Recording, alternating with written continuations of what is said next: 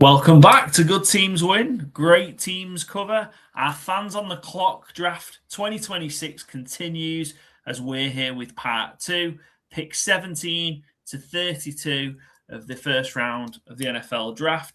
The first 16 picks have been made. If you've missed part one, check it out now before you listen to the rest and watch the rest of this.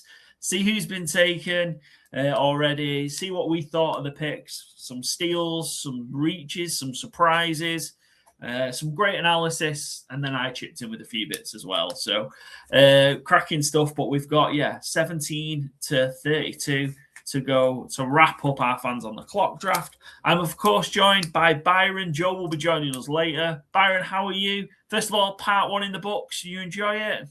Oh, always. Yeah, I love these. I was actually because I was asking someone to send in their video from this year, and I was like, I just want to make sure that I've got like the right thing down.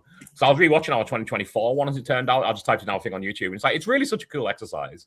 And like especially for this year, like diving into the players that we don't know who they are yet. So like you can maybe look a little silly in a year's time, as will maybe some of our GMs here. But I think it's a really good exercise. It's a really fun one. I think it more than anything, I think it's like our biggest thing, like brings our NFL fan community together a wee bit. So I really enjoy it, and I know you do all the work of it, so I really appreciate it.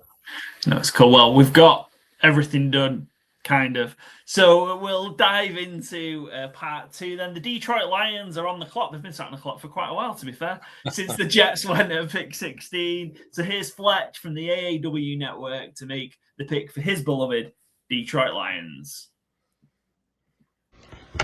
With the 17th pick in the 2026 Good Teams Win, Great Teams Cover NFL Draft, the Detroit Lions select Spencer Fano, offensive tackle out of Utah. The Lions desperately need the help on the offensive line. Frank Ragnow retired before the season in 2025. Tried to come back but couldn't. Graham Glasgow also retiring. Taylor Decker is out the door. You're left with a couple of patchwork pieces and Penei Sewell. The Lions really need the help. And with a guy like Spencer Fano still on the board, if he's still there at 17, Brad Holmes runs to the podium in Pittsburgh and just gets that pick, announces that pick himself. That should be a no-brainer. For me, he's 1A, 1B on the offensive tackles in this draft. Spencer Freeland could go ahead of him, and likely Francis Marigoa will go ahead of him. But for me, is 1A, 1B. So if he's available at 17, you run that pick in. Don't even think about it. Cheers to Fletch there from the Sleep at Work network. Make sure you follow in to catch Hurdle the Line, their NFL podcast, College Football UK. They've got the Fantasy Den, they've got a fantasy podcast as well, and they're going to be delving into Brit Ball, loads of other stuff as well. So appreciate the pick, Fletch. Thank you. And I absolutely love this. It's Spencer Fano, tackle out of Utah. I think if he's there at 17, absolutely, as Fletch explained, run up to the podium, get the card in. I think, I think the three tackles are really, really close in terms of how they are. But if you're getting one of them at 17, whichever one, I think the Lions absolutely need it. What do you make of Spencer Fano to the Lions, Byron? I think Fletcher's absolutely right. Brad Holmes is running to the podium. I don't really expect Fano to last this long in real life, but I mean, you can kind of see that he's not been a huge position need for some of the teams that have taken DBs, etc., etc. So, I think the Lions great fit. I think he'll line up at right tackle. Penei Sewell will move to left tackle. 3-year starter at Utah, played 37 games in a row. Incredibly fluid at his position. It just seems like an instant starter and an instant plus starter, truthfully. So, I almost think this will be one the Lions might even be looking to move up because Brad Holmes is pretty aggressive in real life, but obviously no trades in this. So I think he's rubbing his hands together and saying, please let this happen. I don't need to give him any draft capital. I get Spencer Fano here at pick 17. Yeah, perfect fit for them. Yeah, I think to get this potentially on draft night, you might need to move up because I think others aren't going to pass maybe where they have here. Because I think just the value of him dropping to kind of, if he gets to kind of that early teens part, the value I think is just too much to say he's going to be the best player on a lot of people's boards at that point. Yeah, and I think someone's going to go get him. I think just his quickness, ability to cover ground, it matches up really well in speed rushes. I think he's got the physicality. I think there's development he needs in the pass protection side of things, but I think he's going to be able to learn that. And again, kind of, if he's going to be on the other bookending with Penei Sewell, I think he's in a position to develop really, really quickly. Yeah. I think we talked when David Bailey went earlier on at pick 4, when Bailey went to the Titans in this draft round, and the Big 12, how he made a lot of people look foolish and daft, but Fano was probably one of the few that kind of stood up to David Bailey in relatively compared to what he did to everybody else. I think that's probably fair. Kind of early got beat by him a couple of times and then learned and was able to kind of put in a stronger show in the rest of the game. So, yeah, I'm interested to see if he can develop the pass protection side of things a little bit more. He's a good rush blocker or good run blocker. And yeah, I think, again, he's another potential short arm candidate. We'll see. And then that could be a reason why he maybe falls a little bit. But yeah, I think if he's there, I'd be surprised if he's there at 17 come draft night. I really would. Yeah. Excellent. Cool. Good fit. And the Lions are desperate for it, I think, as well. Like, you saw the back end of last season, it really just go wrong for them on the O-line, just injuries, age, and stuff like that. And it just really crumpled their season along with kind of injuries defensively. But it felt like it was that offensive line just capitulating that kind of really screwed the Lions the back end, and they just couldn't recover from it. Like, they just couldn't overcome it. And yeah, that's ultimately why they missed the playoffs, I think. And yeah, we're sat at home. But yeah, good fit, good big need, and yeah, Lions take Spencer Fano out of Utah. Right, we're up to they're staying in the NFC North because it's the Minnesota Vikings, and we've got another international fan of the year making the selection. So let's see who the Minnesota Vikings take at number 18. This is John McDonald, Minnesota Vikings International Fan of the Year. On behalf of the UK and Ireland Minnesota Vikings, the Minnesota Vikings draft with the 18th pick in the draft, Dylan Thieneman, safety out of Oregon. This is the perfect pick for us. I was hoping he'd drop to us. He's going to be a perfect pick for a replacement for Harrison Smith, who's been a general for us for pretty much my entirety of Minnesota Vikings fandom. So, yeah, looking forward to seeing him play for the Minnesota Vikings. Dylan Thieneman, safety out of Oregon, comes off the board. Thanks to John McDonald from the UK Vikings. And yeah, shout out John. We spoke to John when he was doing his challenge of cycling from Dublin to London last year, following the Vikings in their back-to-back international game. So thank you, John. A very worthy international fan of the year, I think, just for that alone. And yeah, great pick here. What do you think? Again, the need, as John explained, feels like Harrison Smith was such a legendary figure, great part of that secondary for so long. Feels like almost a plug-and-play sort of replacement. Yeah, and I think, we just talked about Brad Holmes running up to the podium. I'm not sure if the Vikings have actually got a full-time GM in place yet. I don't think they do. So I think this is going to be as Brian Flores is maybe shoving Kevin O'Connell out of the way and running to the podium, because I think he's going to have a lot of fun with Dylan Thieneman. I think he's a very versatile safety. He hits real hard. He's real hot coming into the box. Very aggressive player, very instinctive. I think exactly like you mentioned there, John McDonald mentioned replacement for Harrison Smith, like kind of perfect. Yeah, I mean, we might see him, that instinctiveness, that ability to come in real hot, real hard into the box might make him look a bit silly early on in his career. Is the next level up to the NFL, obviously. But I think he'll adapt really well to it in time. I think it's just those kind of players can, the ball hawkers, the ones who come in real fast, they sometimes can take a little adjustment. So I hope that, fans give him that little breathing room to adapt. And I'm sure Brian Flores will have him schemed up really quickly to the NFL level. So, yeah, I think it's a perfect combination of player and team again. Yeah, I think he's a very, very well-balanced and all-round safety. He's kind of got all the elements you want for a modern, I suppose, NFL safety. He's good at the line and good in the run game, but also I think offers great range in what he can do in coverage as well. Yeah. I think kind of when you look at what he's done in his 2 years at Purdue and then Oregon, when he started as a true freshman in Purdue, had over 100 tackles and 6 picks as well in that, and continued that into 2024, and then playing at Oregon last year in 2025. Seems to change his role a little bit, played close to the line of scrimmage a lot more, but still remained productive. Again, close to 100 tackles, turnovers, pass breakups, like everything you want him from the safety. And yeah, I'm really excited to see him at the next level. I think he just solidly does everything well. And I think when you look at what the Vikings need, and also look at the way kind of the division's going as well, when you're looking at kind of the Bears offering more options from a pass catching position, and that you've got multiple weapons you need to cover, and the development of like Colston Loveland, for example, so having a safety maybe that can help with those sorts of things.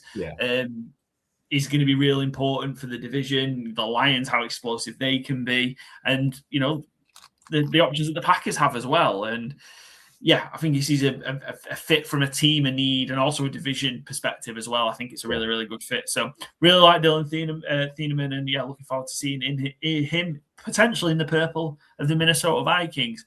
I think he's going to go somewhere this mid to late part. Could be in the mix for a Cowboys second pick at 20. Very much would love that if that was a possibility at 20 taking Dynaman, but he falls to the Vikings here. And thanks again to John from the UK Vikings. We're on to pick number 19. It's the Carolina Panthers, the playoff Carolina Panthers from last year. And of course, we've got our usual Panthers contributor. It's the Panthers Magpie himself. Let's see who Keg takes for the Panthers at number 19. With the 19th pick in the 2026 NFL Draft, the Carolina Panthers select Kenyon Sadiq, tight end from Oregon. Now, Dan Morgan has absolutely smashed the free agency recently for the Carolina Panthers. Inside and outside linebackers were the worst positions on the roster last year. He's absolutely smashed that with Devin Lloyd and Jalen Phillips coming in. Of course, we could double up on those positions in the draft, or at least add some competition for starting places or some depth. But the Panthers have now got playmakers right across the defense, every position, with Lloyd and Phillips coming in. You add that to Derek Brown, JC Horn, Trayvon Merrick. Dan Morgan can now go and help Bryce Young and continue to add to the offense. Obviously, last year we got Tetairoa McMillan in, who won Offensive Rookie of the Year. We got Xavier Legette the year before that. We've got the likes of Jalen Coker, Chuba Hubbard, a solid offensive line. So the offense is in good shape just as much as what the defense is looking now. So the Panthers could easily go best player available. But I think the one thing that Bryce Young is lacking the most is an elite option at tight end. Currently, Tommy Tremble's probably the best player on the roster at the moment. Got Jatavion Sanders coming off of his second year. Mitchell Evans, his rookie year. Both are recent day 3 picks. But none of them really particularly pop off the page. So I think adding a tight end with the receiving capabilities of Trey McBride, Brock Bowers, Kelsey Kittle, Tyler Warren, that kind of player, it would just add a whole new element to Bryce Young's arsenal on the offense. So with Sadiq, he's 6'3", strong hands in contested catches, great route tree, got a great burst of speed, acceleration, and receiving after the catch as well, which is something that the Panthers haven't really had for a long time, someone with those yard after catch ability. So I think adding someone with his kind of production on offense, particularly from a tight end position, would allow everyone else to improve: McMillan, Coker, Legette, and most importantly, Bryce Young himself. Cheers to Keg there, Panthers Magpie. Go follow Keg for all your Carolina Panthers related content here in the UK, plus Newcastle United. Having a bit of a rough time of it at the minute, to be fair.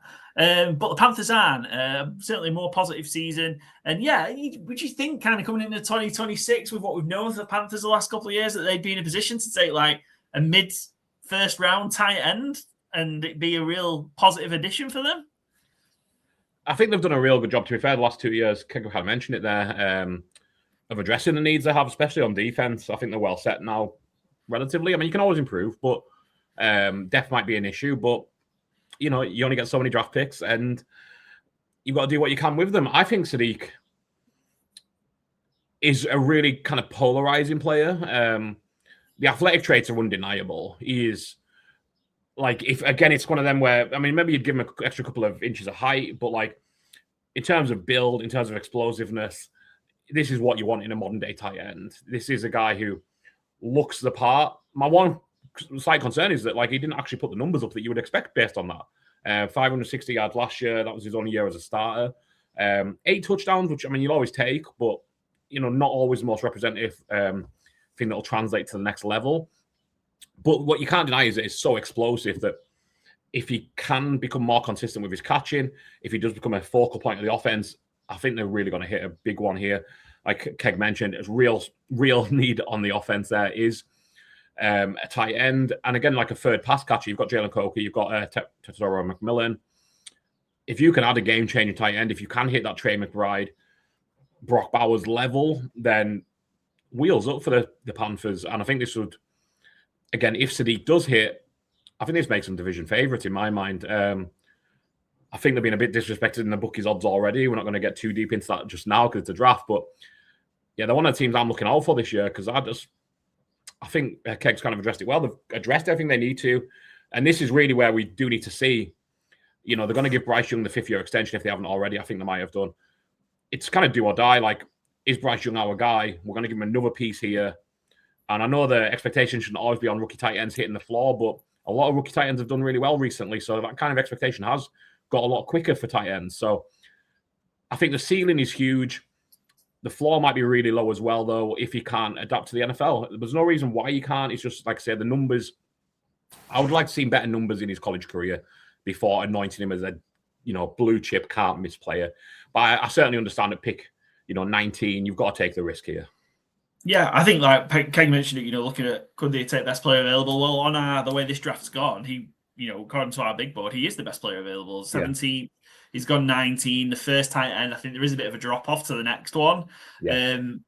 Realistically, when you look at, you know, who could be next, possibly Stovers from Vandy, from Vanderbilt, or Stowers.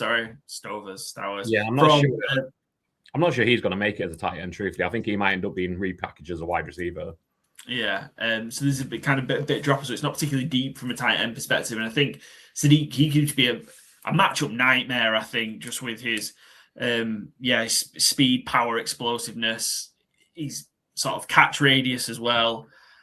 I think are all things that you can, again, you know, just put how a defender's going to cover him. Do you put linebacker? Do you know how are you going to cover this guy? And I think he can get off to hit the ground running like some of the others have. Maybe not to that extent. I don't think to the extent of a Bowers or, you know, what we've seen Trey McBride do, these kind of video game numbers that we've seen tight ends put up over the last few years, but it could certainly be a very, very effective piece. And then I think what that does is it brings in the other options that the Panthers have out wide. That it helps Ted McMillan, it helps the running game a little bit and things like that. So yeah, I think a really good piece. Let's see an example of what we've been talking about then with Kenyon Sadiq in terms of kind of that catch radius, ability to go high point things. This is a clip we've got from Oregon at home to Minnesota from earlier this season, from the previous season.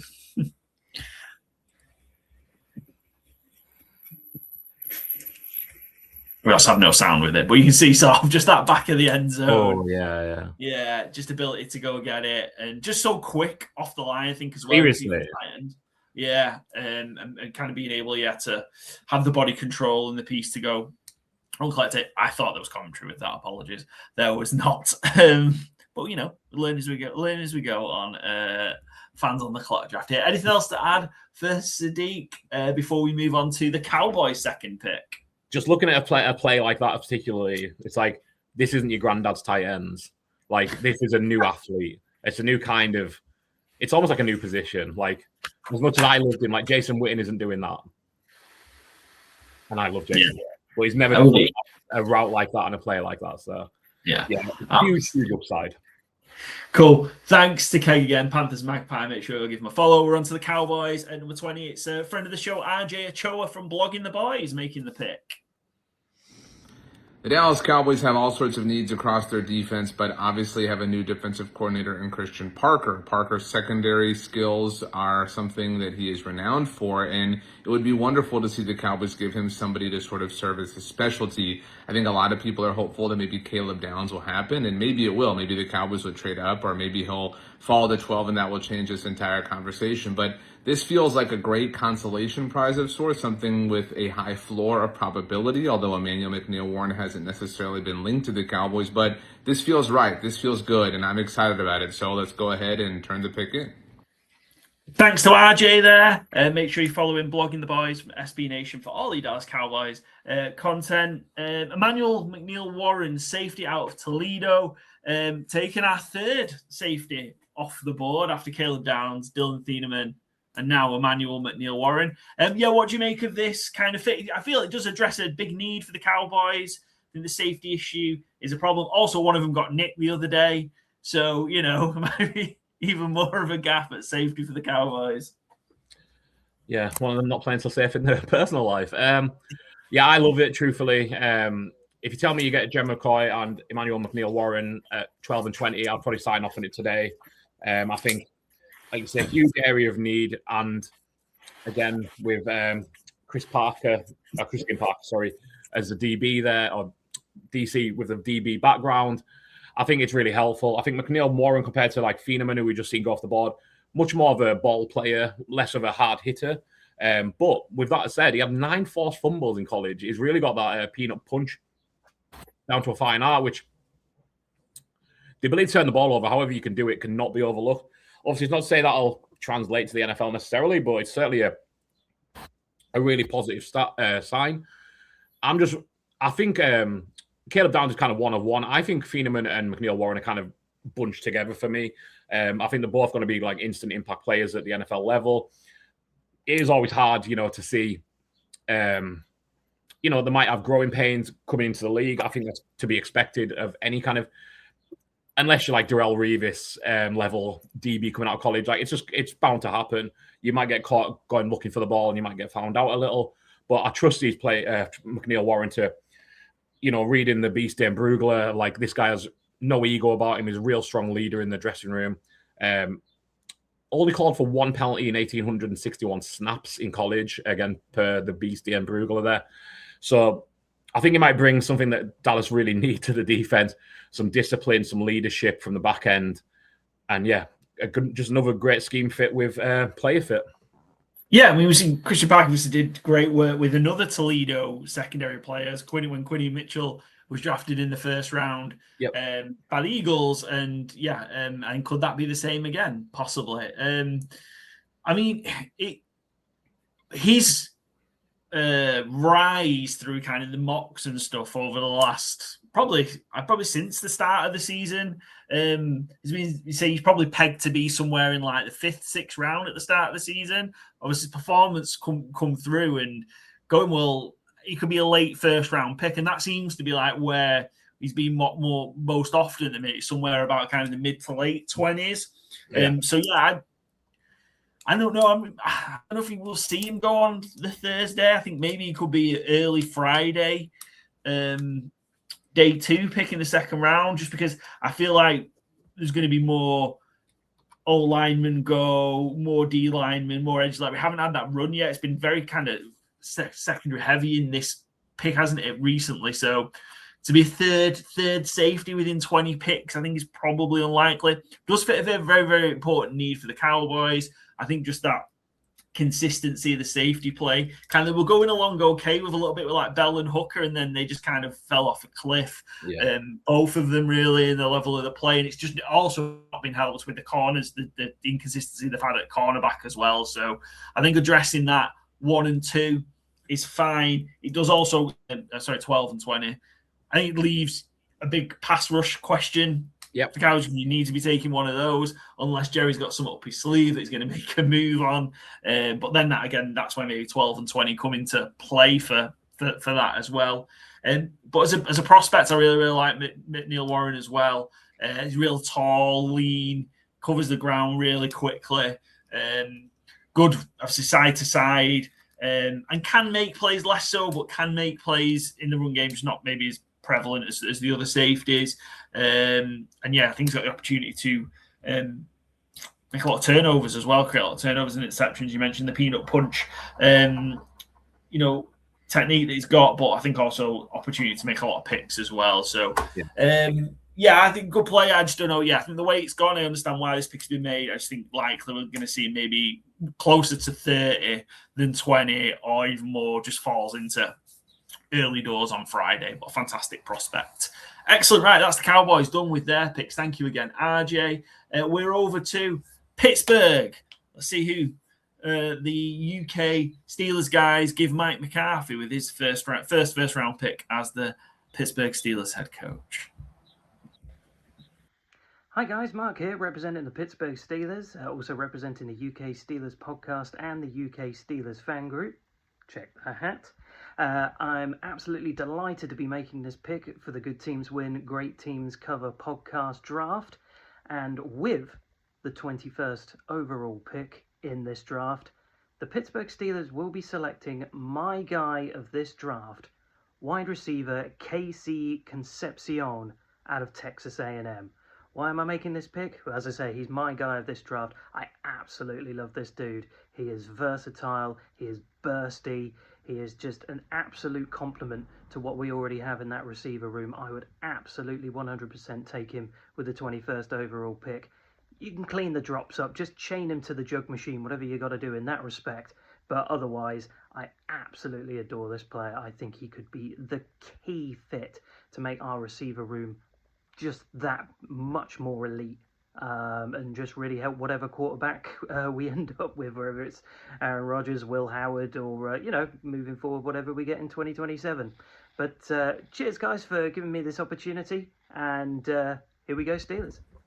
Thanks to Mark there from the UK Steelers pod with the 21st pick in our Fans on the Clock draft. The Pittsburgh Steelers take KC Concepcion, wide receiver from Texas A&M, adding to DK Metcalf, Michael Pittman, and now we've got KC Concepcion rounding out the trio of wide receivers. Yeah, what do you make of this pick for the Steelers? I don't think Mike Tomlin would have made this pick, I will say. That's fair. I mentioned Kenyon Sadiq has been one of the most polarizing players for the Panthers pick a little while ago. Concepcion might be up there as well. I think he might go earlier. I think he might fall out of the first. He might stay at 21. I don't really know. Super fascinating player. He might be Kadarius Toney. He might be Deebo Samuel. I really don't know. He's so elusive. His route running is great. He accelerates, decelerates so well. He gets himself open at will. Can't catch the ball. Bit of an issue. Punt returns elusive.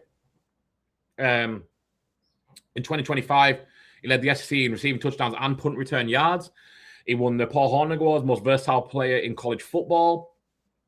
75% of his catches went for first downs or touchdowns. When he gets the ball in his hands, he's a game wrecker. The problem is he doesn't catch the ball that often, relative to how many he should. Can you work that out at the next level? Yes, you can, but I'm not sure I'd want to bet on it. But I think somebody will.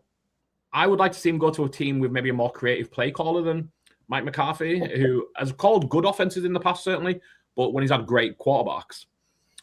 I'm not sure how he's going to do in Pittsburgh, how he's going to utilize him.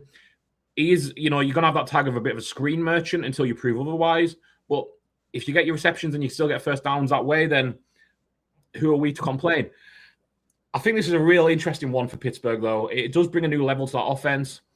Like you say, you've got Pittman and DK Metcalf, who, for all their skills they do have, they can't replicate what Concepcion does, who I think would get open in a phone booth against. Just the problem is, will he catch the ball? If he can iron that out of his game, I think you could be looking at a real, like I say, Pro Bowl level wide receiver within his first few years in the league. But that is a huge if, and that is a huge if when you also have a huge if at quarterback. Not sure if the pick I would make myself, but I do understand it. Yeah, it doesn't feel like a type of pick this Pittsburgh Steelers just make. Any ity of the Pittsburgh Steelers. Feels very gadgety, KC Concepcion. The funniest name of the draft. quite possibly. But yeah, it feels very gadgety. But yeah, I think you need to scheme him a lot, and I think maybe not comparison. It was more a comparison just because of the Mike McCarthy link. Reminds me a little bit of Turpin. Oh yeah. Ronnie Turpin. And like McCarthy really struggled to get the ball in his hand and get the because you need to get the ball in hand and the ball in space. Mm-hmm. That is what you need to do to take advantage of KC Concepcion skill set. In the same way, you need the Cowboys needed and still need to do that to Cavante Tim because they've still not really worked that out. And I think it's difficult to do that. And is that something you're going to be able to do with Rodgers if Rodgers comes back? And is Rodgers going to trust you on the field after you drop the ball? Yeah, there is also that, but there's no doubt. I think again, if he could have that reliability, and it's obviously a big if, you can move him around. You can have him coming out the backfield. You can have him in the slot. You can have him out. You can just kind of, have him as that sort of joker and move him around and put, again, matchup. We talked about the matchup nightmare. He could be a matchup nightmare. And again, how do you cover him if you're moving him out and can you get him on a linebacker coming out the backfield and things like that? And that's where maybe you are going to get the best out of someone like KC Concepcion. But when you've got some other needs, I'm not sure spending a 21 on someone like that. But again, I feel like this is one where Concepcion's, I've seen him go mid-20s. I've also seen him go late 30s, 40s. Could this be someone you get on the way back or, on the way around? Maybe not, I don't know. But it's he's certainly interesting proposition. I mean, let's an example of obviously the good let's show of. I think we've got a couple of punts to show. We'll just maybe show one of them, but a couple of the punt returns that you mentioned as well. He could be obviously a big threat there as well. If I can get the screen set up right. So this is Concepcion. I'm pretty sure this is Texas A&M against LSU, and it won't play if I don't put it on the screen. So that's usually how that works, Paul. If you don't put the video on the screen, it doesn't play whether the sound on it or not. Every day is school day. Every day is a school day. This one out, it's me on the stream. Yeah. Punt return, grabbing the ball. Yeah, punt return, like deep, but just that ability to the lateral speed, the cuts, the quick, and then bang. And it was once he finds the space in the hole, he's gone. There's no catch. And there's the second one. I think you had 2 80+ punt returns, touchdown, and again, bit of vision. Oh yeah, that's nice. Yeah, gone. That guy ain't catching him. I mean, good try though, mate. Fair fucks. So yeah, those are the two and 2 examples, and it just shows what you can do. Again, that's just that piece around get the ball in his hand, and he can, in space, he can become. He's very, very lethal, but yeah, how do you scheme that up effectively to get the most out of him? But again, would offer something that the Steelers don't have, bit of dynamism that Pittman and DK just don't offer them, I guess. So KC Concepcion for the Steelers. We're on to pick number 22. It is the Los Angeles Chargers. Let's see who the Chargers take at 22. And with the 22nd pick, the LA Chargers select Keldrick Falk, edge out of Auburn. Thanks there to Phil Marsh, founder of the Huddle UK. Check out a fantastic website with 32 or 31 great writers, plus me writing about their NFL teams through across the season. There'll be loads of draft content on there as well, so check it out as well and support Huddle UK.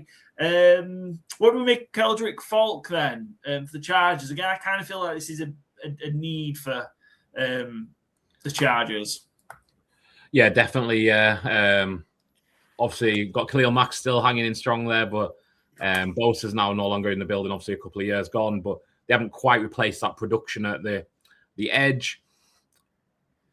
Definitely a need. I'm not too sure. Like, Falk looks the part, but he does struggle to put up the numbers you would want. You do read a lot about his very strong leadership. He's still very, very young as well, which I think is very important here. He doesn't turn 21 until right before the season starts. So I think Jim Harbaugh will love that. A young player who's already a leader at Auburn, who, coaches talk of a future leader in the NFL. I do think, though, like, he's never led Auburn in tackles for losses, never led Auburn in sacks, only had 2 sacks last year in 12 games. He has been full 2-year starter, started most of the first year as well. I just think he's going to need to keep developing physically and develop that kind of intensity as a pass rusher if he's going to hit his ceiling in the NFL level. But I think pretty high floor, just not at this point, maybe not a super high ceiling, but, you do trust Jim Harbaugh to kind of coach these players up to get them that intensity they do need. I think he's very diverse on the line. Just, when you're picking, 22 in the draft, you're not going to get the high-end elite edge rushers that you would like to. I'm not sure, once you get past the elite ones early in the draft, it is kind of you take your traits, you take your leadership and hope you can scheme up that intensity in the pass rush skill set to get there. I wonder maybe if it comes to draft night, given kind of how they were decimated across the O-line last year, would that be kind of where they go in that they take one of the tackles? Because there's still some good ones left here. Yeah. You bump them inside, and then you've got almost kind of some real good insurance, or hopefully you get some good insurance should you have the disasters that happen again, because you've got both Alt and Slater coming off huge injuries. The Slater one in particular is that, how difficult it's the tendon, the knee one we've seen people have to retire from.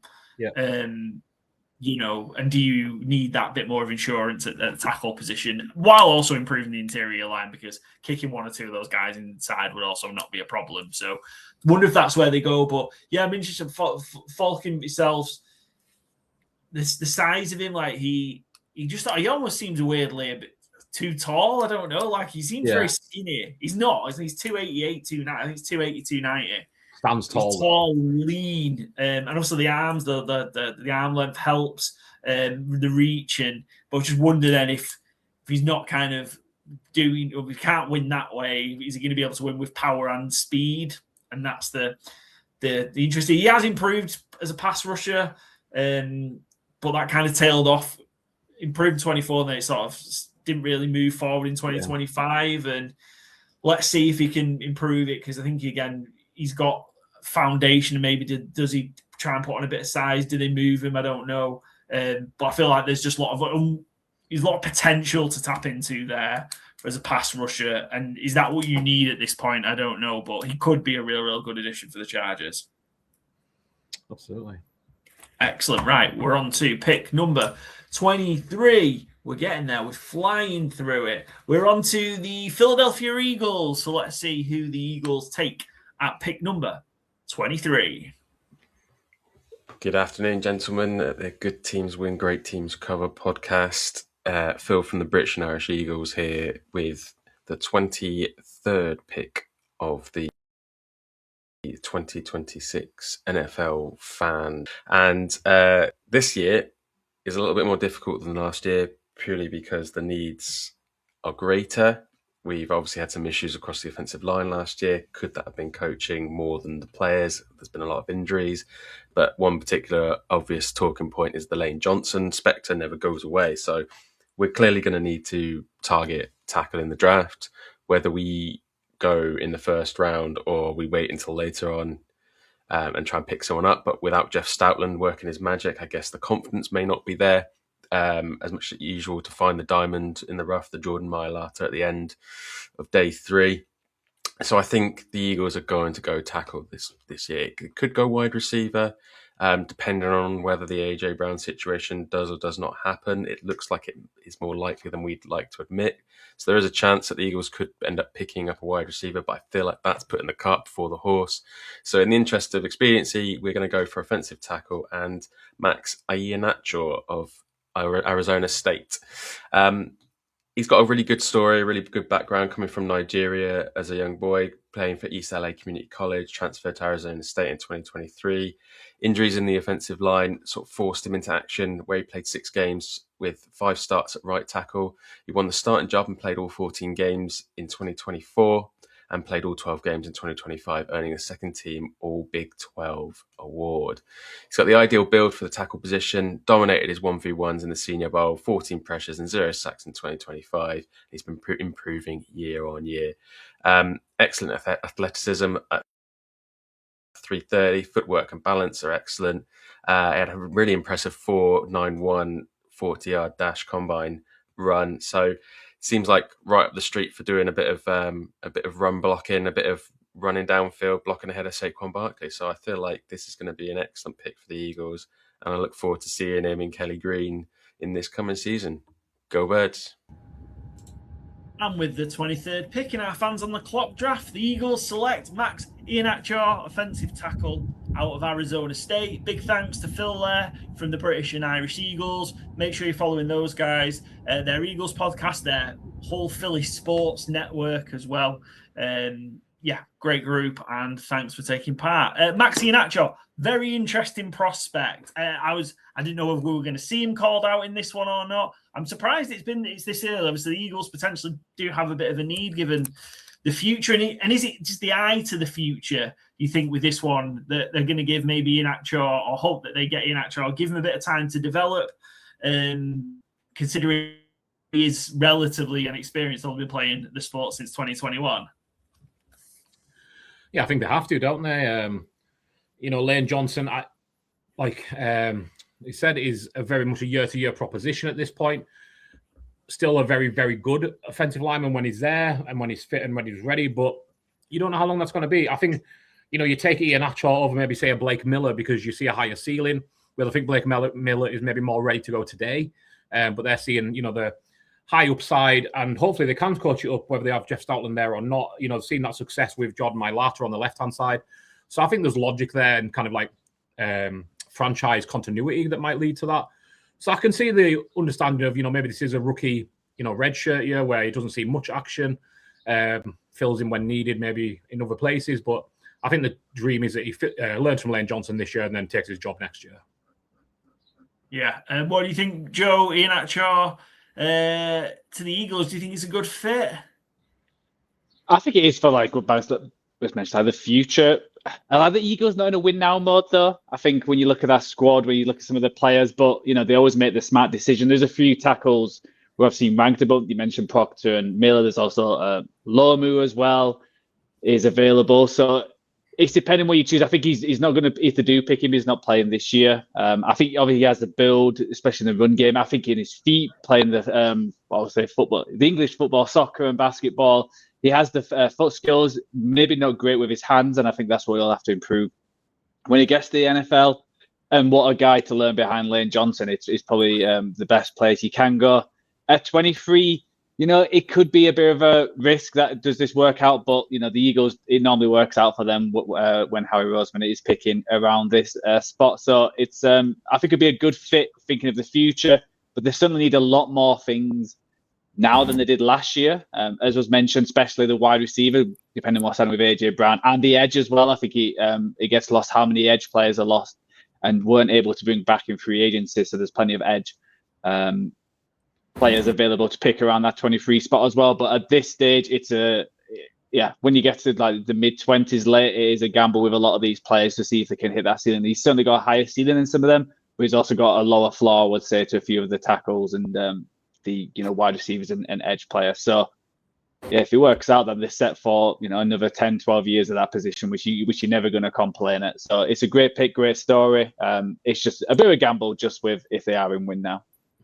Yeah, I think I like the pick and the fit here. I think he's going into the situation where he can be kind of harnessed and developed and become a really, really big impact player down the line. So I think that if you're making this pick, you're confident in what you've got right now, confident that actually it's maybe more depth that you need elsewhere in the draft, and this helps you set up. The Eagles just seem to find a way of just striking the right balance, don't they, through kind of the mix of the free agency, the draft, of getting enough to fill their immediate needs, and then be in a position to obviously look to go, well, where do we want to be 2-3 years down the line as well, which not all franchises can be. But if you remember, for Arizona State's Pro Day, Max Iheanacho was the tackle filmed with Vrabel doing drills. Yep. And so Vrabel was running through drills with Iheanacho before he then ran through Rossini later in the week. Anything more on Max Iheanacho before we move on? Our lawyers have advised us, yes, we can move on. Allegedly. Thanks to Phil again from the British and Irish Eagles. Pick number 24 is from the Cleveland Browns. The Browns are back up with their second pick. So let's see who the Cleveland Browns take. Hello, this is Kelly Burgess-Taylor, the British Bulldogs Browns backers. I am picking for the Browns' 24th pick in this mock draft, Omar Cooper Jr., a wide receiver from Indiana. Browns have been doing great with their defense lately with Myles Garrett and Carson Schweschinger. We need to work on our offense, so I think a wide receiver is the way to go. We've had a little bit of lackluster performance from our wide receivers. Omar Cooper Jr., he's only a junior at Indiana, but he is declaring for this draft, so he looks pretty good. He has had 20 receiving touchdowns in the past couple of years at Indiana. I think he could really fit in well with our organization, and this is who we want to go for. So Omar Cooper Jr., wide receiver from Indiana. Thanks to Kelly Taylor there, last year's Cleveland Browns International Fan of the Year and member of the British Bulldogs Browns backers. Easy for me to say. With the second Browns pick in the first round, Kelly takes Omar Cooper Jr. for the Browns, wide receiver Indiana. I was interested to see how many of the Indiana guys might go in the first round here, just in our first round or the first round in general. Given that, but it's the first one after Mendoza gone at 1. What do you make to Omar Cooper Jr.'s first of all fit with the Browns and as just a prospect in general? I mean, in terms of fit and fitting in with the Browns, he's probably the wide receiver 1 immediately because Jerry Jeudy ain't much. Harold Fanning had a really, really good year. He's probably the best pass catcher on the roster right now. So there is absolute room for targets. They've got a Pro Bowl quarterback in Shadur Sanders, obviously. So there is, potential to, grab a lot of balls there. I really like Omar Cooper. I think he's so solid. Paul's making a face. It reminds me a little of Barasini again. Jesus. A little of a player taken 24th 8 years ago, DJ Moore. Similar build, I think similar kind of skill set, hard to bring down, low center of gravity, can work on screens, can work, deeper down the field as well, though. I think he kind of has everything Omar Cooper is. Maybe not quite as flashy as, your Mekhi Lemons or your Carnell Tates, but I think, Casey Concepcion went a little while earlier. I think he's much more a guarantee of being an NFL player in 3 years than Concepcion is. Concepcion maybe has a higher ceiling because he's so hard to stop, but Cooper just does, I think, like everything well. So yeah, I think it's kind of exactly what the Browns need. Just a really solid receiver who can come in and, earn targets. He might be one of the players who gets like 120 targets as a rookie though, because that room is so bare after Harold Fanning. So yeah, I think it's a good scheme fit. I think they've done well with both the picks here to get the tackle early and then get the wide receiver this way around. I think this is the best way to have done it. So yeah, good drafting by our Browns fans. Yeah, they're kind of in sync, the two Browns fans, really, kind of, from what Ollie did at 6 in part 1 to what Kelly's done here at 24 and delivered on the strategy. I think he's a real interesting prospect as well. Kind of another one who's kind of probably had a bit of a surge up the draft board from like mid to late November onwards, so quite late in the college football season through the college football playoffs. And from being maybe like a mid to late third round prospect to probably going to go somewhere at the end of this first round. I think he might kind of start a bit of a run on wide receivers late on Thursday night, on draft night. But Joe, from what you've seen of Omar Cooper, what do you think he's going to bring to the NFL? Yeah, obviously, it was funny Byron mentioned the 24th pick. There was a 25th pick in 2020, which I think is very similar to as a 49ers, Brandon Ayuk. Obviously, they hope it doesn't end like that way. In terms of the yak yards, which is what he just gets, he played most of it at college within the slot position, so 83.3% of his 2025 snaps were in the slot, in a Mike Shanahan RPO scheme, which we talked about with Mendoza. So I think obviously they've got a new head coach and God knows who's going to play a quarterback, but it feels like it's going to be a run heavy with a lot of sprinkling of Omar Cooper in. And I think he ticks a lot of boxes. I do agree that he's going to that Browns team. If he is asked to be that number 1 wide receiver straight away, I'm not quite sure if I think he's going to get a lot of the ball, but is he going to be one of them which can just outright beat people on the moves on top of the route? I'm not quite sure if he's able to get that separation when he gets to the NFL level. And, I don't know if Paul's probably got a random stat where like half of his career production came in his final season, that if he's not got a certain number of yards within so many years that they never work out like we've had the last few years. But so that's always a worry. I think it's great. It's like for this Browns team, they need to get a wide receiver. He's probably looking at the consensus board, the next one up. I think there's a few you could have chosen, but you just hope that, Jerry Jeudy, doesn't lose too much and you're relying too much on Omar Cooper for this year. But I think he's certainly looking forward. Plenty of that yak kind of wide receiver gets over in the middle of the field, and is such a big body and such a great player. Just getting extra yards and explosive players, which this Browns team needs. We talked about with getting the offensive tackle to try and keep this team on the field. I think that she mentioned the defense. I think the problem is they were on the field more than the offense, probably double. It felt like last year, and that's where they ran into issues. So I think it's the right move. You just hope can they do more, because they didn't really bring anyone on the offensive side in terms of free agency with weapons, especially. Yeah, I think that was probably the stat around. I can't remember. It was the one where the first round wide receivers taken to not reach a certain amount. Yeah, I think it's less than that Cooper got, but it was Matthew Golden, Kadarius Toney, and Henry Ruggs with the three wide receivers. So it shouldn't go out well. But I think we've got a real good example here of what Omar Cooper can do really well already. There's a play, and again, another very probably after the Mendoza run in the national championship game, probably the next most memorable Indiana play from that season. It's to win the game in the final minute at Penn State to make Indiana go 10-0. But let's play it. This one does have commentary this time.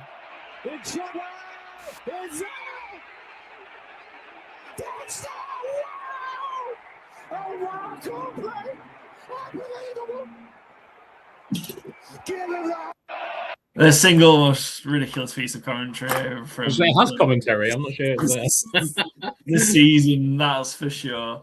But yeah, I think probably what I suppose that play does, it just show. I think what he's really good at, great body positioning, pretty decent from a contested catch perspective. He's a fairly decent route runner that can develop it, but he's really, really good. He's just very, very good in the physical moments. And might have to do, depending who's going to be slinging the ball for the Browns next season, might have to do that a lot.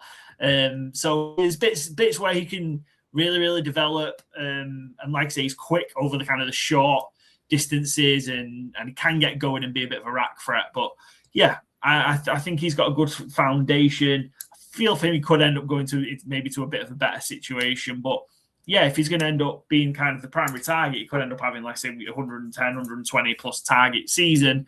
That certainly helps, whether that's likely a combination of Deshaun Watson and Shadur Sanders and Dylan Gabriel and whoever else gets a go. Joe Flacco. He'll be back. Whoever else. Yeah, he'll be back.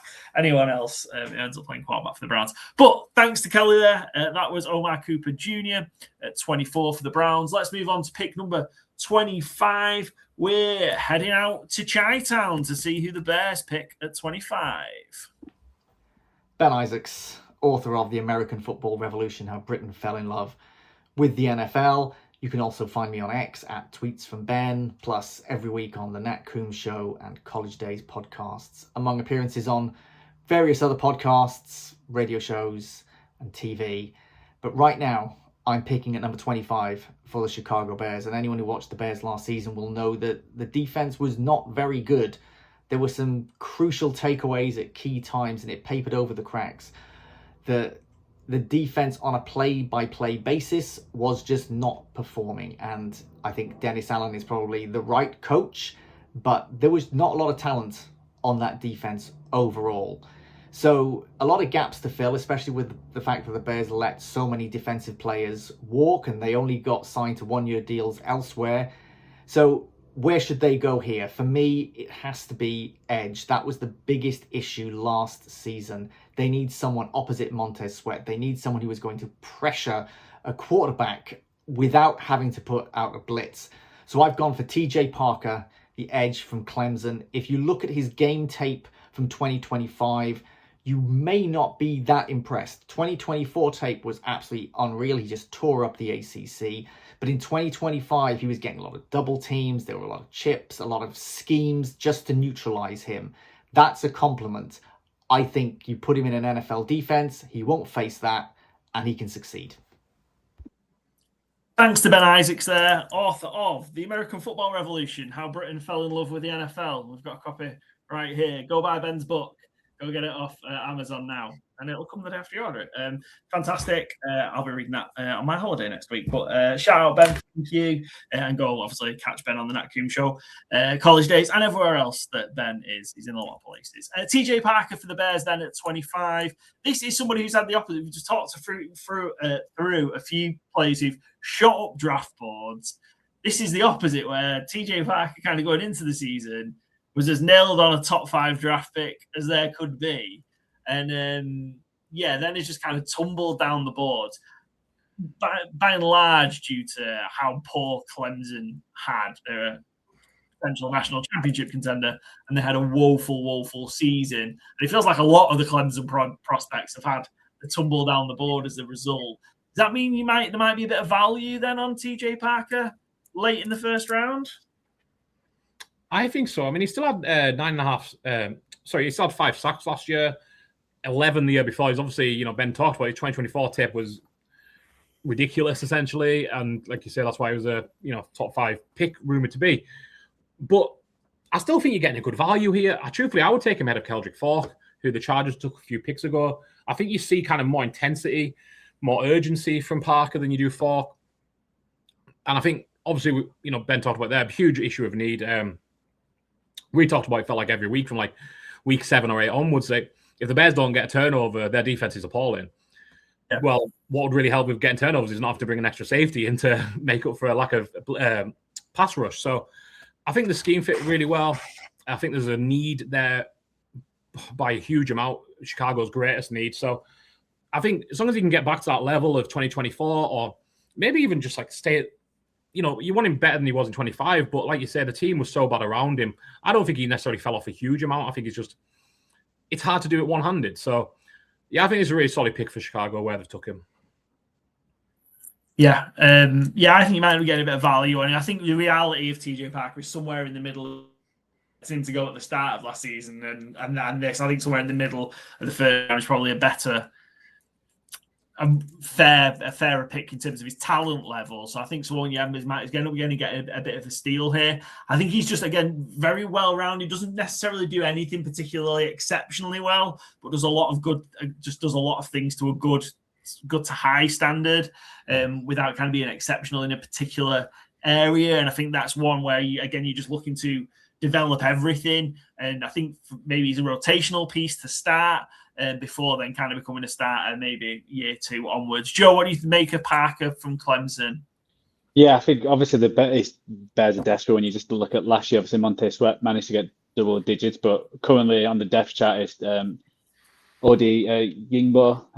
I've said that completely wrong. He only got one. He only got 1 sack last year, and he's only got 17 in his career in 5 years. So you need more pressure.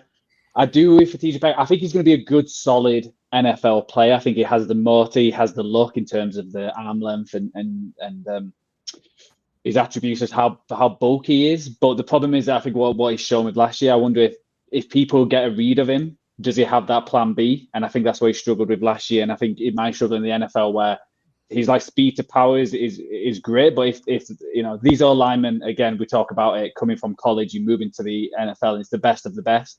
And if they know that kind of weakness, say we can stop this guy just with this move, it's can he develop that plan B? And I think that'll just determine if he's just a solid, fine player to someone who's going to make an impact and deserves a first round pick. And I think he can certainly get there.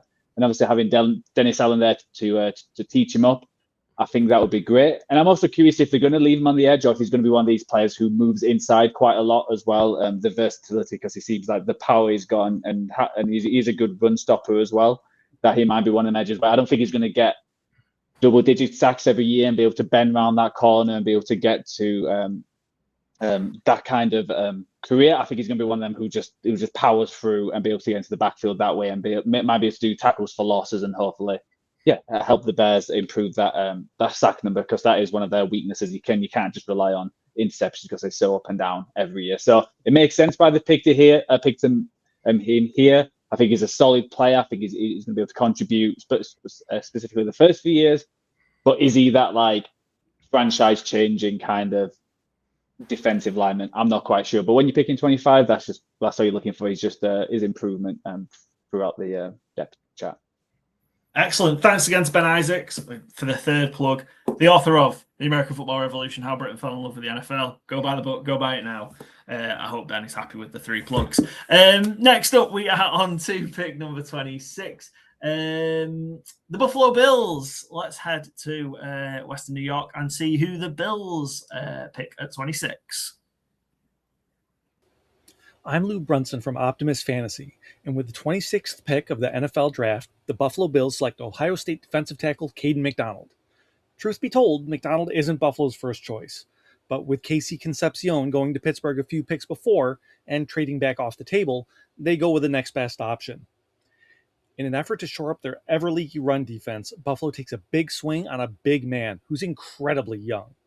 His pass rushing isn't where it needs to be yet for the NFL, but Buffalo is willing to take a chance on an upside for a guy who's improved every year for an elite Big Ten program, despite still being so young.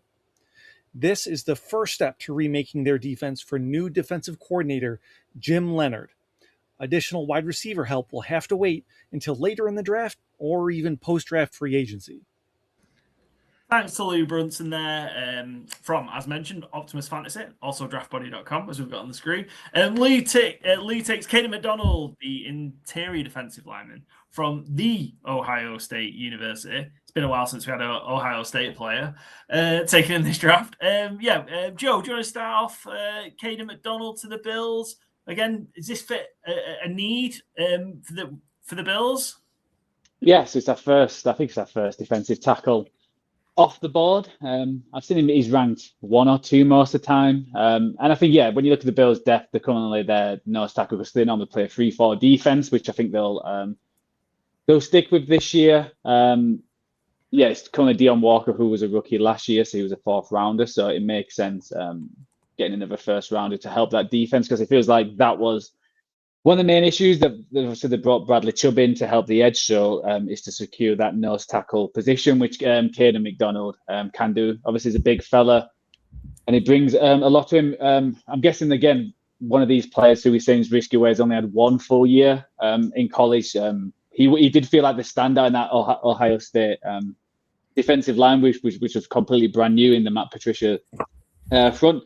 And he was rotational as well, so I think in terms of he can be a dominant defensive player. I don't know how much you're going to get out of him the first first year or two. Again, he's one of them players we might have to wait a year or two before he starts dominating the league. Having only 1 year in college, and then you're going against, again, the big boys of the NFL, which you got to get past, and especially if they're playing a 3-4 defense. But he does certainly flash, and he's got the ability, and he's got the build. It's just, can he make that big leap of just being a 1 year starter to then suddenly be an NFL nose tackle and able to get around them centers? I think he'll probably be one of them who plays the first few snaps, trying to help the run game. Not quite as proficient in the pass rushing, but again, at 26, you just want someone to lift the floor of the team, and he feels like the Bills will probably target defense and just let Josh Allen do what Josh Allen does on offense and win games that way. Yeah, that's where the bits to being able to kind of close out games defensively has kind of been the struggle, hasn't it, really, in the Bills in the postseason.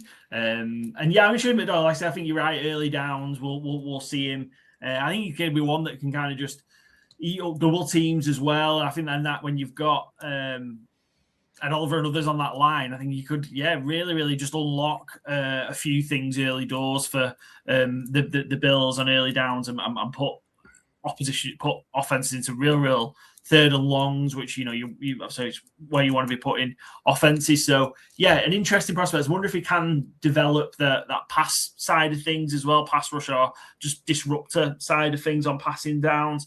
But we'll see. But I think he's going to be in a good place to develop that. Byron, any particular shout outs from you on Caden McDonald? Not so much the player himself, just to speak again at that need. Last year, the Bills gave up the 14th most rush attempts, but they gave up the 28th most rushing yards. The 28th ranked, sorry. So it was just such a soft spot. You could run over them every single week. Any team, it felt like could just line up and run any running back they wanted over them. So this is such a huge need, especially as you go into the postseason, an area where they have struggled year on year. Winter football, you need to stop the run, and they just have not been able to do so. So, I think that is his strong suit. not sure we'll ever see a pass rusher out of him, but that's if he can do his, if he can make that run defense, top half of the league or top 10 in the league again, then yeah, absolutely fantastic. Excellent. Caden McDonald, Ohio State University, first interior defensive lineman off the board. We are on the way to San Francisco. No, we're not. Yes, we are. San Francisco at 27. I lost the sheet there for a second. We've got our friends from the 49er Faithful UK making the pick, so let's head over and see who they've taken. What's up? Good teams win, great teams cover. Paul Hope, 49er Faithful UK. With the 27th pick in the 2026 NFL Draft, the San Francisco 49ers select Cassius Howell, edge, Texas A&M. Now, I know the faithful were crying out for defensive linemen at pick 27, but this was just what I feel the team needs. We're talking about the SEC Defensive Player of the Year. That speed, that power off the edge is what we missed last year.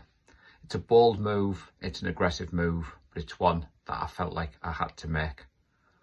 Do like and subscribe, check out what the guys are doing. Thanks for having me on, and as always, go Niners.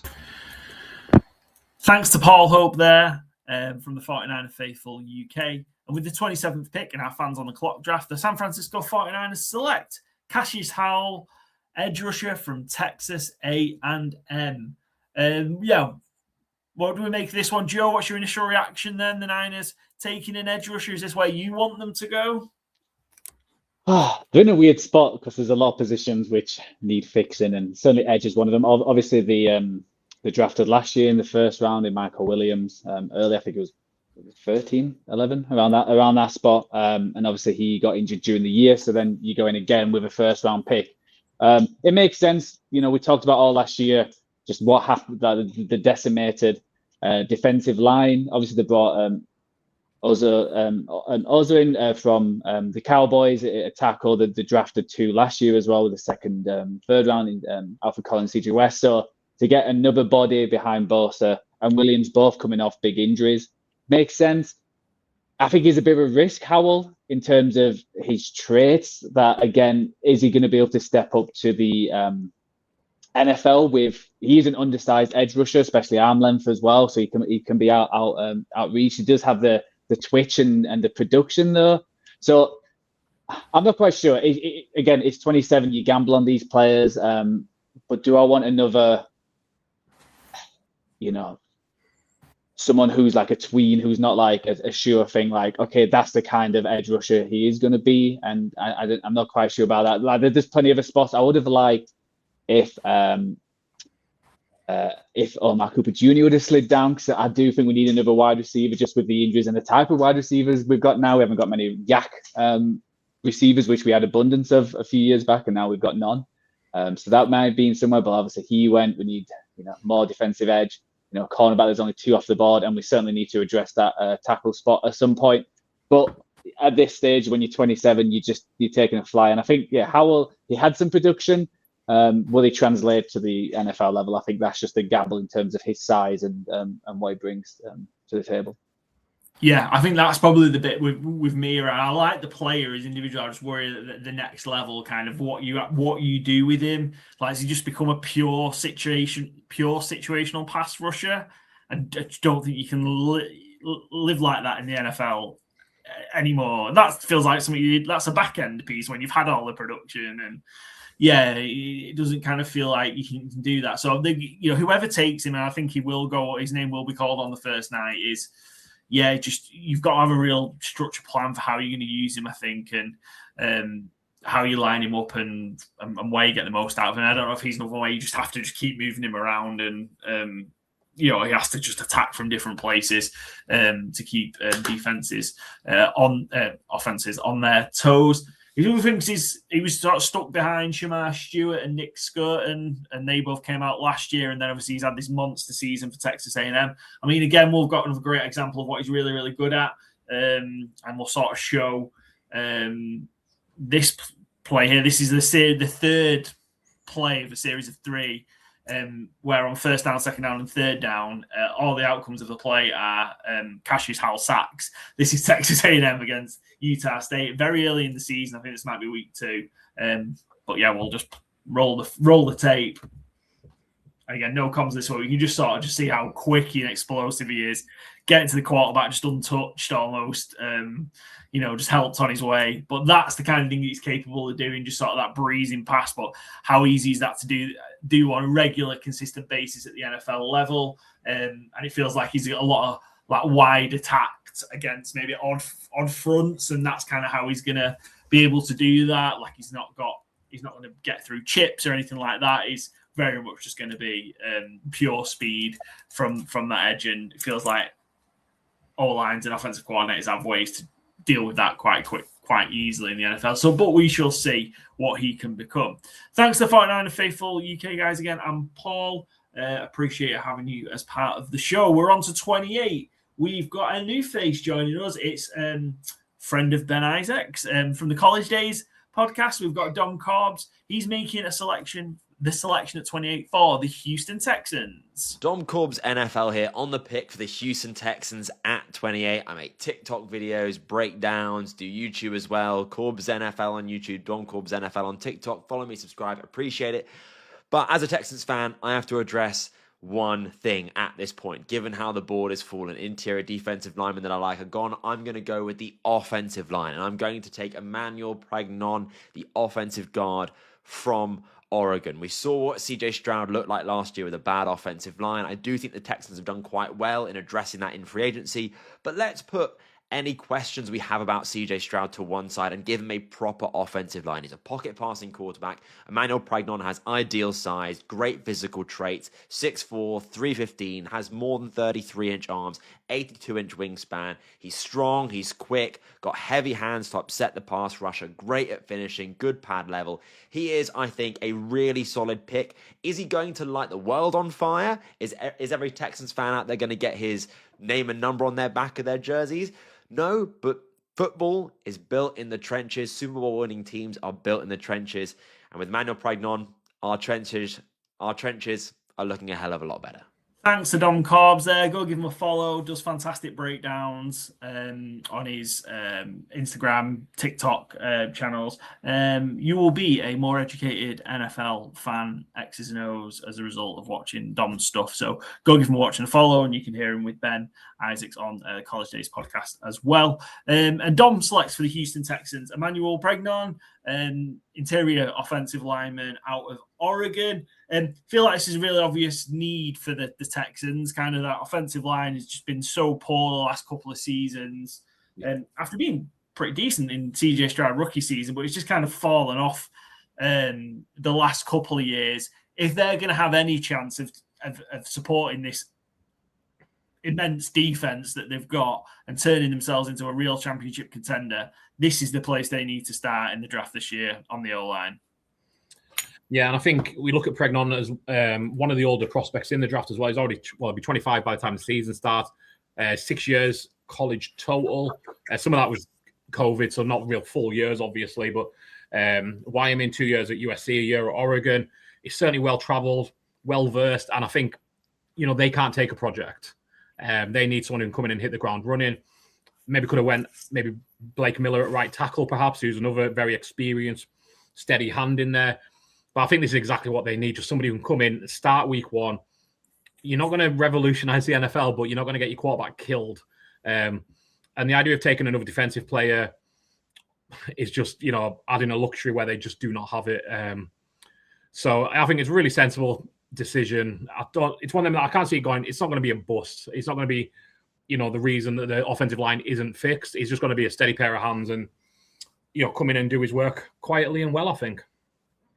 Yeah, I think again, this is just they just need solid players, don't they? I think on the O line, and I think I think we're going to see probably them go there twice at least in the first couple of rounds, in the first few rounds of Texans, just because they need that, and they need players who've played games, players who are experienced, and players that can just lift that floor up of the offensive line. Because, like I said, I don't think realistically they don't need to get that much better offensively to match kind of where they're at defensively, if you know what I mean. That defense can carry. You just need to be somewhat competent. Like, if you could get, if that could just be a middle of the road offense in terms of certainly that old line, if it was a middle of the road offensive line, you've got enough. With Nico Collins, you can get some couple of other playmakers, and CJ Stroud, when he does have a bit of time, I think he's shown he's pretty decent.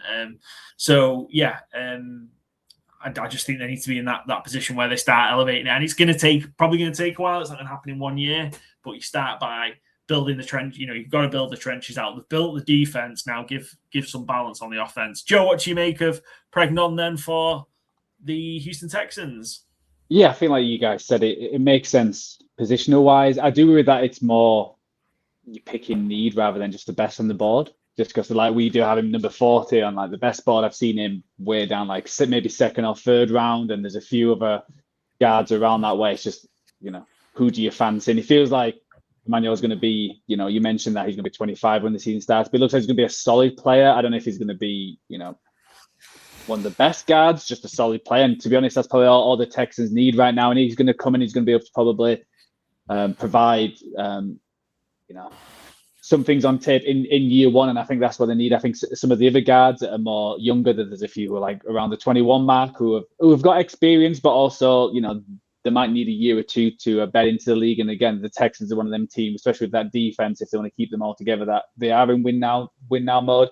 You just worry that just taking it so early and rather than just picking the best player on the board. Because even if it's a player who you've got plenty of players there, you got to think about the future and about, 3 or 4 down the line, 3 or 4 years down the line, and can that player then produce? And especially with their draft pick, they're picking 38 as well, which they got from the Commanders. Could you have waited to 38 to maybe pick Pregnon on? But I feel like there's I think if you need a guard or a defensive tackle, especially this year in the draft, it can be a bit tricky where it does feel like there's no outstanding talent. So it's always that gamble is, if you need one, do you go early, or do you hopefully they slide down the board because there isn't that outstanding one? But they could all just suddenly go when everyone starts panicking when one person takes it. So it makes sense for a Texan point of view. That is their biggest weakness.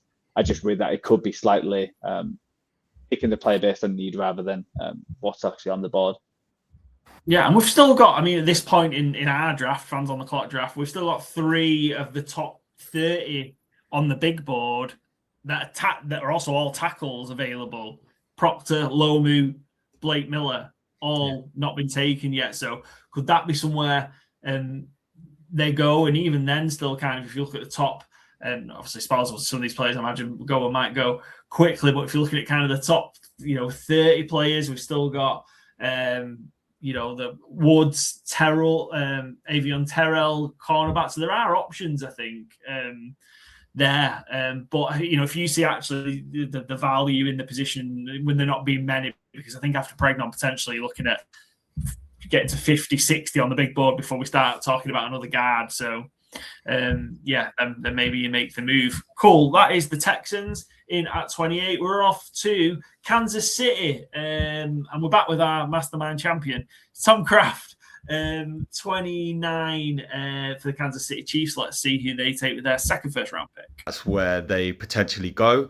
And then at 29, I think the Chiefs go with Denzel Boston, the wide receiver out of Washington. I just think his size, the sort of skill set that he brings, I just think it would add a really interesting element to the Chiefs offense with the sort of underneath receivers that they currently have with Rashee Rice and Xavier Worthy. I just think getting a guy like Boston in there who can be that big guy, that big catch receiver, throw the ball up to him, big catch radius, can make spectacular catches. I just think that's exactly what this Chiefs offense needs. So those are my 2 picks. And yeah, there we go.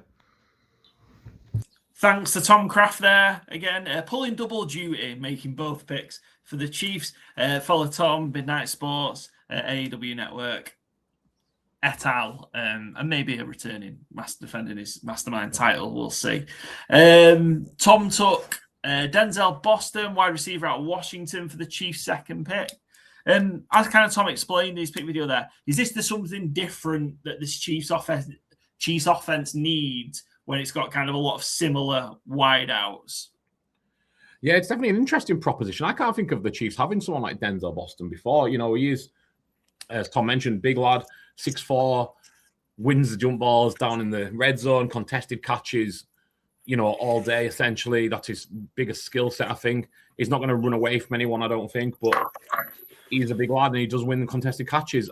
That skill set has, I think, struggled to translate a lot in the NFL with some of the... I remember JJ Serga-Whiteside was I was really excited about him coming into the league as a second-round pick, thinking he's going to hit the ground running and he's just going to dominate all these basketball, throw it up into the end zone, and he's going to get there. So I am really interested to see how Patrick Mahomes and the Chiefs would utilize Denzel Boston. And I do think it is a real complementary skill set to what they have already. Kelsey, Rashee Rice, and then you've got Xavier Worthy and Tyquan Thornton re-signed as speed threats. Kenneth Walker obviously in the backfield now. So it would certainly bring a new element to it. I'm just unsure how these types have adapted to the NFL in years gone by. Your very best, you can see a Cortland Sutton, maybe a Mike Evans, the ultimate at very best. But I've just seen so many of these prototypes essentially get to the league and realize that being able to win contested catches in college is one thing. In the NFL, you need to be able to separate as well. And I just have a little doubt on Boston's ability to do that. But, you are picking late in the first. I understand, you're not going to get, your Jordan Tysons, your Carnell Tate at this stage of the draft. And the Chiefs, you can maybe look at corner. But other than that, I don't think they have screaming needs at the positions that are really premium at this stage of the draft. So I do understand you take a shot on a wide receiver. If he hits, you're looking at, I think, 12 touchdowns a season upside, because Mahomes and Andy Reid get creative in the red zone, and he's a player who could certainly benefit from that. Yeah, when I've seen Denzel Boston, really it sort of reminds me of, I'm going to answer the question whether you like it or not. Michael Thomas.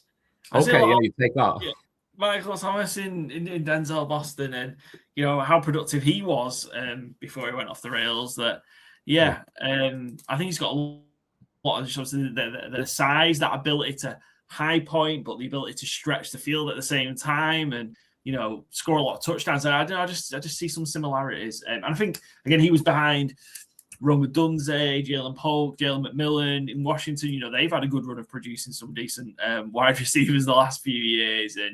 And that breakout in 2024 that he had, having that mismatch, that expansive catch radius, really, really reliable receiver as well. It says the drop rate somewhere, I think it was 1.2% drop rate last year, according to the stats. And I just think he that ability of the creativity in the play calling and the scheming that Reid can have, and then the ability of Mahomes to put it where he wants as well. I think this is just going to unlock a little bit more in that offense. I think probably the last couple of years, Michael Thomas chat there. The Chiefs, which is become a lot more predictable, I think, offensively. Yeah. I think the difficulties that they've had in the running game the last couple of years, the breakdown in the offensive line, particularly last year, and it's just hard to build off that. And I think this is one way to do that. You have someone who can win 1-on-1,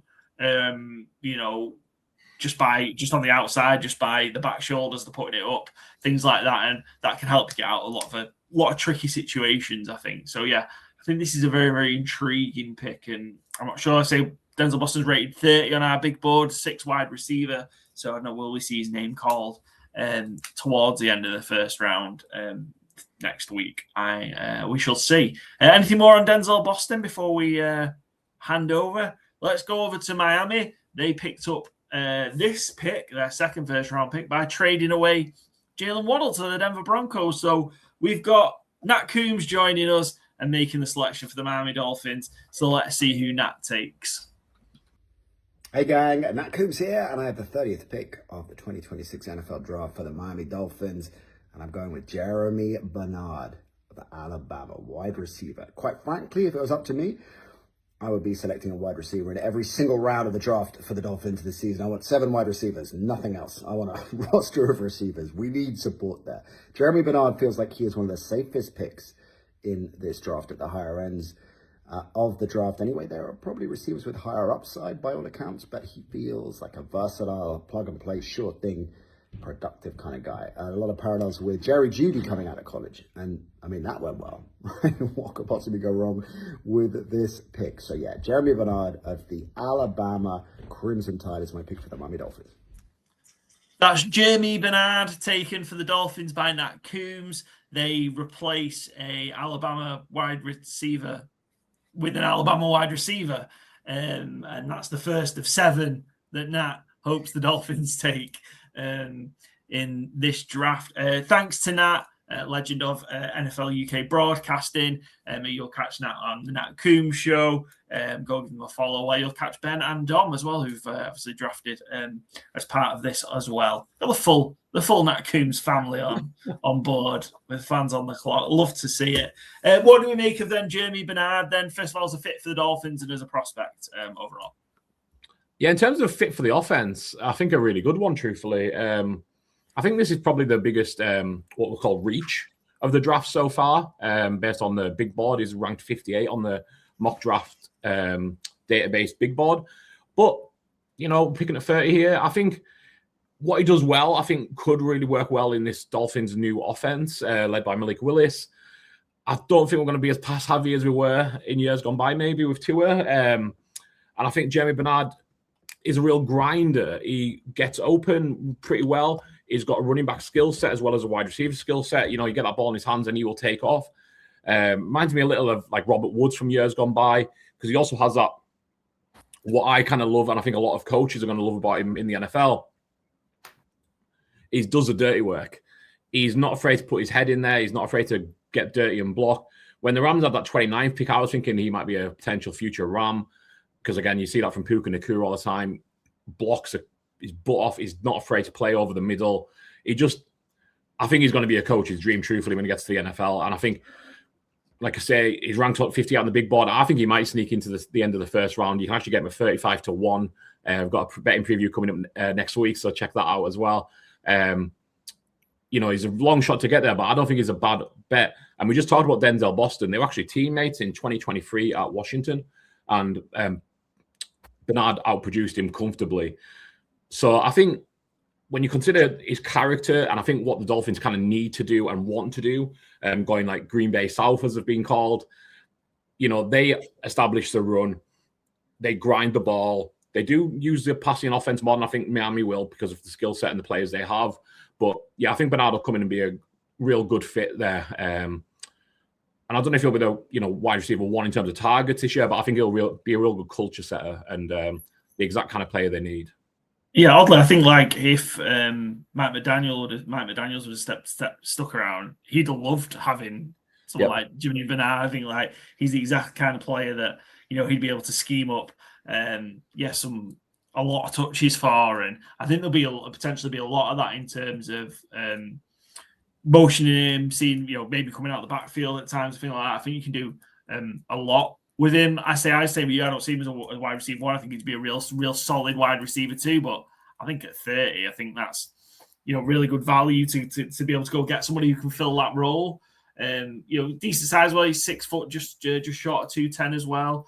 And I think he probably will rip apart zones as opposed to beat man, and that's where you get the benefit of being able to kind of line him up everywhere, I think, and that's where he'll win and cause defenses a lot of problems.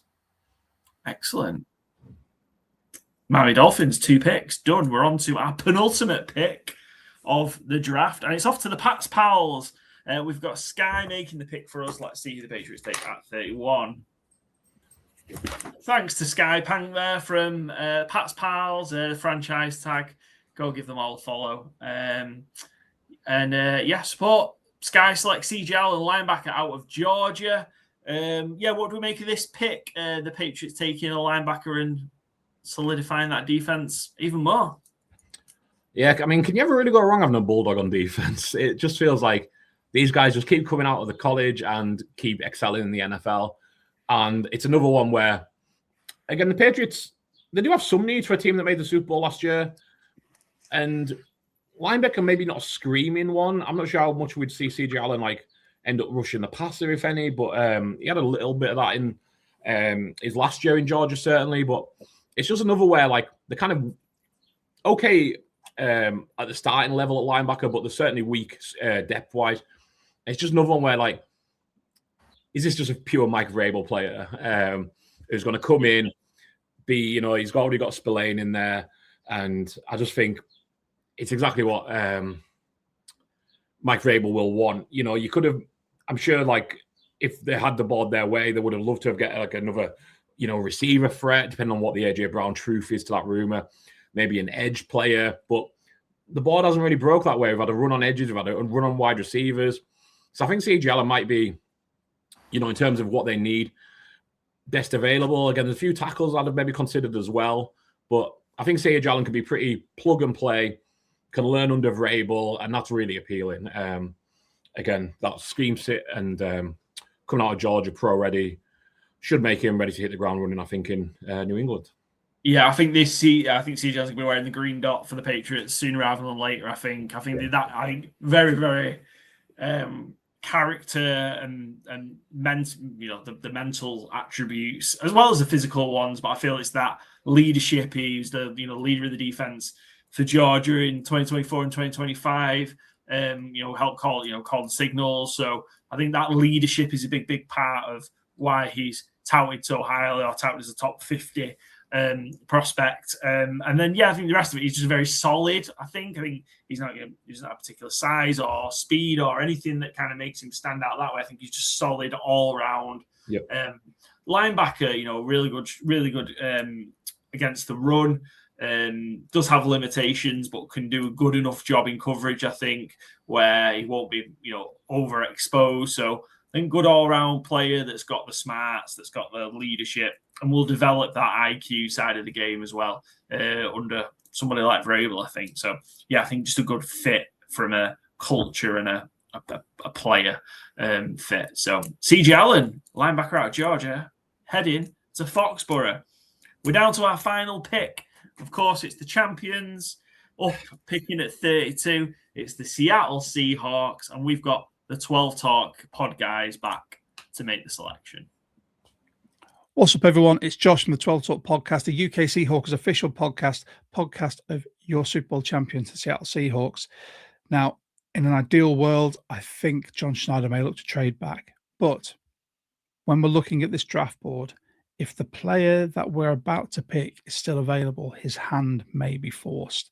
Now, we're looking for players that are smart, tough, reliable. We're looking for players that are scheme versatile, that love football. We're looking for players that, they will hit hard. They have disregard for their own body. They are team first players. With that, at pick 32, the Seattle Seahawks are going to select Clemson cornerback Avion Terrell, a man who can play on the inside, the outside. He can blitz. He loves a forced fumble.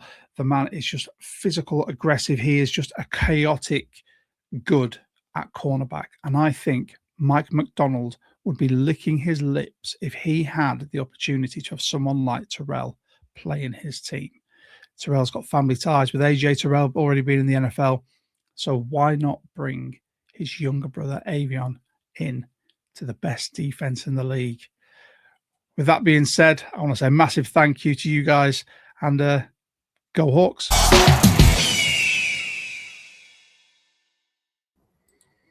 Outstanding video from the 12 Talk pod guys there. Shout out Josh.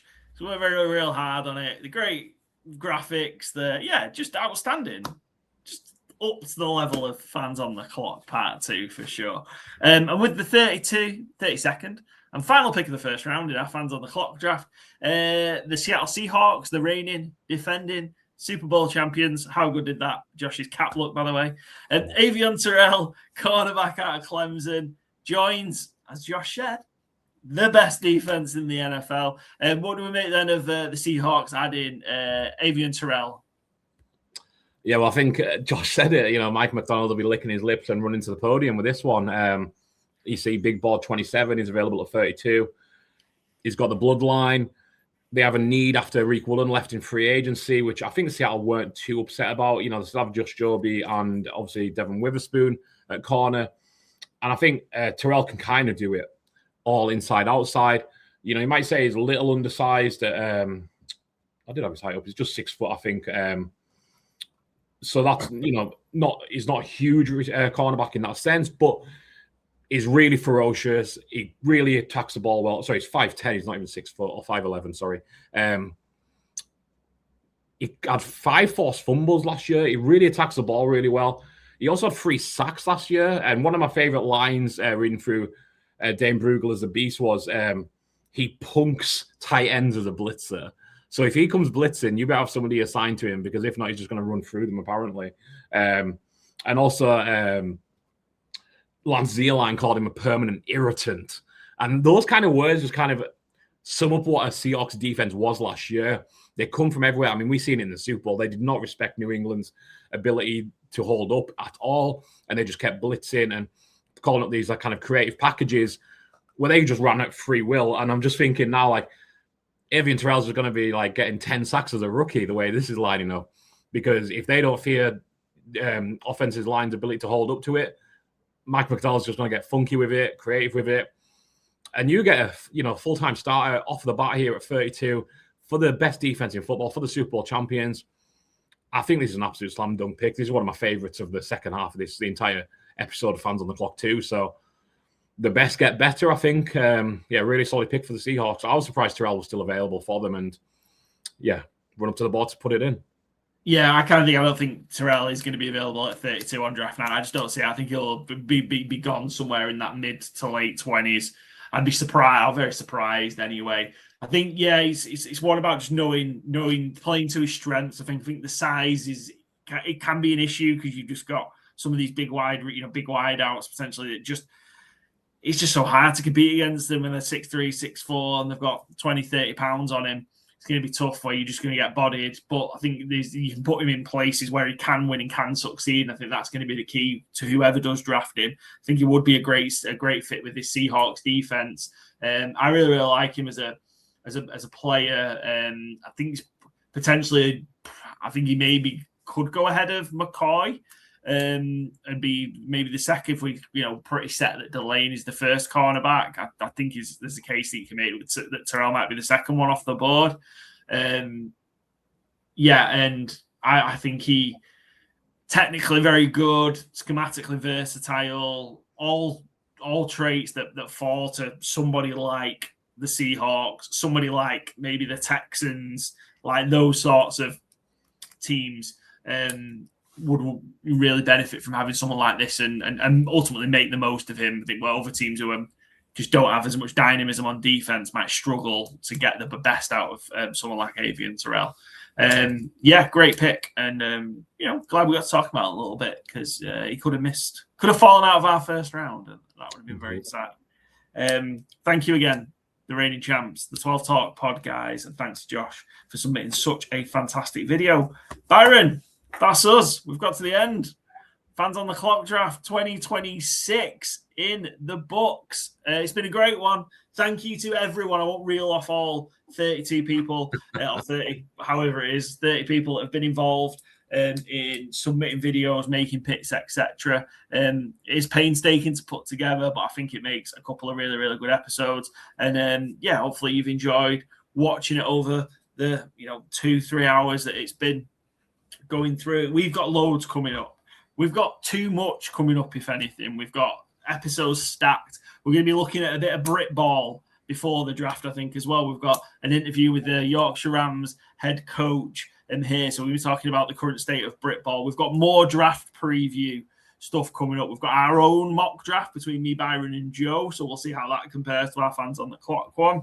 We've got we've got our draft betting preview. So back to our bread and butter, which is the bet. So how can you make some money on draft night potentially? We'll share our thoughts on that. We're going to have our live draft stream collaboration with the guys at the Asleep at Work network. So Fletch and Co from Hurdle Line and College Football UK. So it's going to be a bonanza. So it'll be our biggest one, because we're going to be across our channels, AAW's channels. We're going to have more people involved. There'll be Byron, Joe, Fletch, Tom, I'm sure we've seen, Sam, who's been involved in this, the rest of the guys from the AAW network. So that should be great. I'm going to be sunning it up, so I'll miss that. But I'm sure the guys will do a great job. And then we've got more interviews with more of the college players coming up. So much coming up. Good teams win.